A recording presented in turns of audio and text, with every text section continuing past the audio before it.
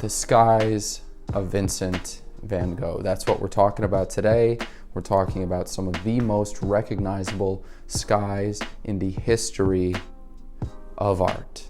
Really, when I started writing this script, I wanted to talk about Starry Night, but it's hard to talk about Starry Night without sounding like a fool, which maybe I shouldn't worry about so much, being a fool, because it's like at the time of this video's recording, we're about 70 videos deep into this YouTube thing. Anyways, at some point I will talk exclusively about Starry Night, but I'll work my way there. For now, we're talking about the skies of Van Gogh. So, thanks for watching. Thanks for giving some of your time to this channel. I hope you like what you find, and I hope you learn something. So if we're going to talk about the skies of Van Gogh, we have to start with Starry Night. It's only right. So I'll talk a little bit about what's going on in it and why I think it's beautiful, and then I'll talk more generally about the skies. Dude, I need you to be quiet.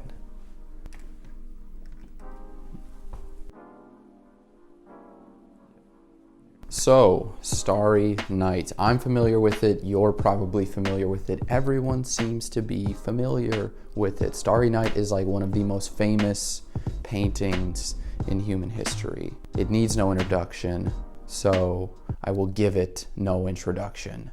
But I will say why I love Starry Night. I love it because its sky, like many of Van Gogh's skies, makes me think of time and turbulence. As far as time is concerned, I'll explain what I mean in a second. For now, I want to briefly touch on turbulence. In fluid dynamics, turbulence is fluid motion characterized by chaotic changes in pressure and flow velocity, which is a physics thing, a math thing. But I am not a physics guy, nor am I a math guy, so I am not going to get into the specifics of turbulence. What I think you need to know is this. In your daily life, you can expect to see turbulent flow in billowing clouds or smoke from a chimney. And if you want to know more about turbulence, there are videos on YouTube that can be found easily. Basically, there's some real and very serious truth to the portrayal of Van Gogh's skies, which I think is beautiful because it baffles me. My thinking is, how did Van Gogh manage to create works of art, in particular Starry Night, which features a sky that abides by mathematical patterns? How could he possibly manage to do this? How did he know? And while I might think that the answer is, quote, odds are he didn't really know and it doesn't really matter, end quote, I think turbulence is worth mentioning, because there's a case to be made that seriously dedicating ourselves to the production of art puts us in touch with pattern structures that actually exist beyond the painting or the film or the piece of literature being produced. Creative work gets us in touch with the patterns that make up everything around us, or something. So that's interesting, right? Because the implication is twofold, that we can know things without really knowing them, and that the substructures of our creation already exist somewhere in nature. Another example of an artist who did this is Claude Monet, who intuited the way light worked before it was scientifically proven. So I've covered turbulence for now, so that's good. We're moving forward. I've talked about the truth behind the portrayal of Van Gogh's skies, which is very good. I'll say right away that I'm a big fan of Van Gogh. It's why I'm stringing together this series. I love his skies as well. I love that they're eccentric from a stylistic standpoint. I love that they're unique. But what do I think is going on with his skies? That's a great question. Thanks for asking. I've already mentioned turbulence, but I still have to talk about time. For me, a big reason why I love Van Gogh's skies is because they communicate something about the immensity of the universe that I'm not sure I've been able to find in most any other works of art. Which maybe that sounds a little lofty, but I think sounding a little lofty is also what I'm here to do.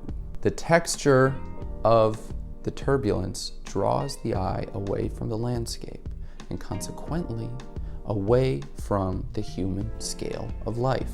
We could speculate to no end about the relationship between Van Gogh's skies and the mental health problems he dealt with for a significant portion of his lifetime. But I feel like enough has probably been said about all of that stuff. I'm most interested in articulating why I love the skies because I don't know.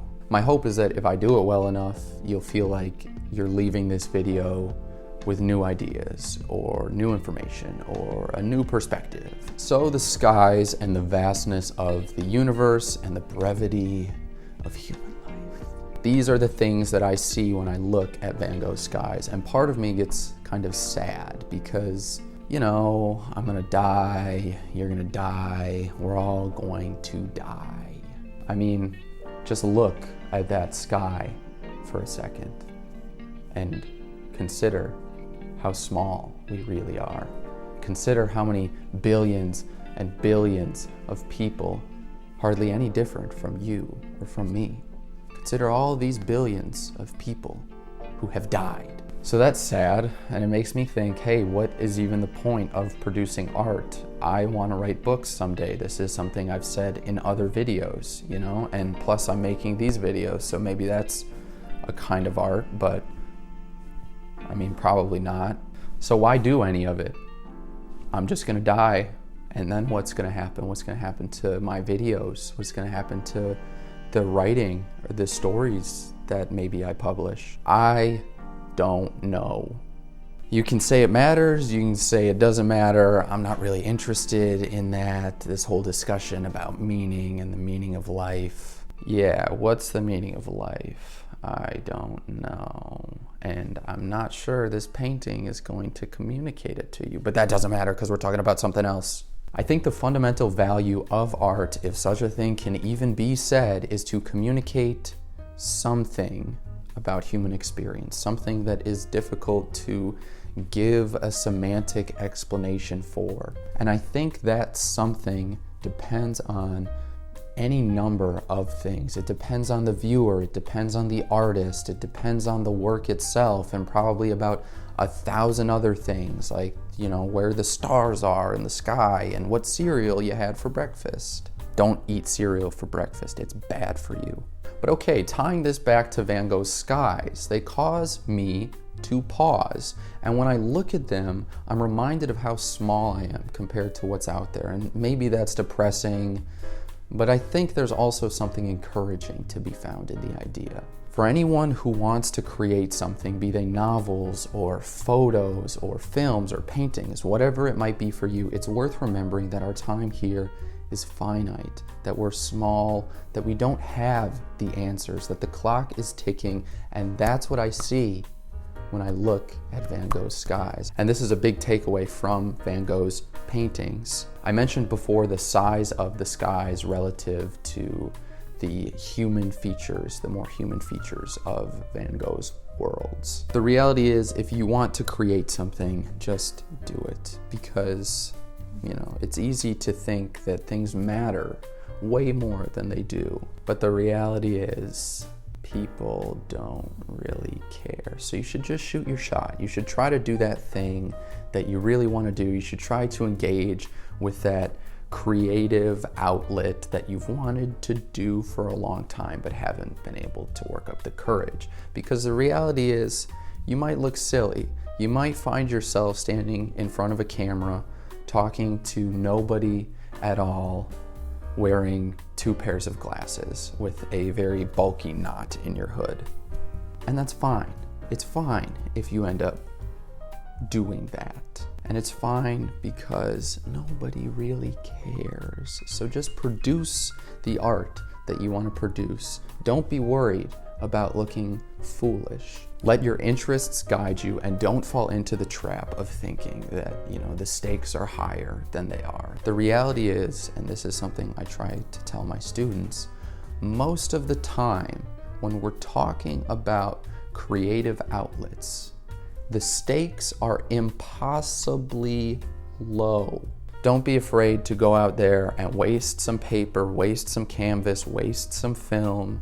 Enjoy yourself. Use your creative outlet for what it's meant to be.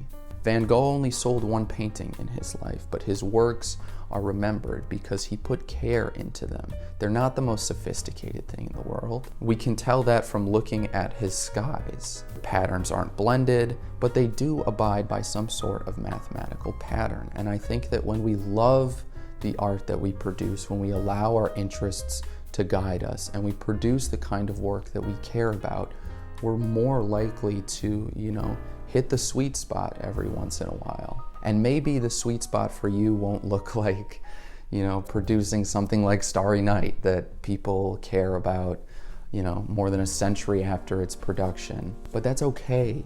That's okay. I think the goal with art should be to produce something beautiful, to produce something that you love. Maybe that means in your art things look the same way that they do in real life. Maybe it means the complete opposite. Maybe it's somewhere in between. But the idea is to allow your creative interests to inform your artistic decisions. So that's what I think about when I look at Van Gogh's skies. But okay, that is everything that I've got. Before I go, I want to say one thing, and then I want to say my thank yous. First, if you enjoyed this video, we ask that you please smash like, slap sub, and leave a comment. Say something sweet to us in the comments. We want to talk to you in the comments. We are a small channel. Nobody talks to us, so talk to us. All right, now time for my thank yous. First and foremost, I want to thank my best friends and video editors, Joe and Bach. I appreciate all your hard work. You guys are great.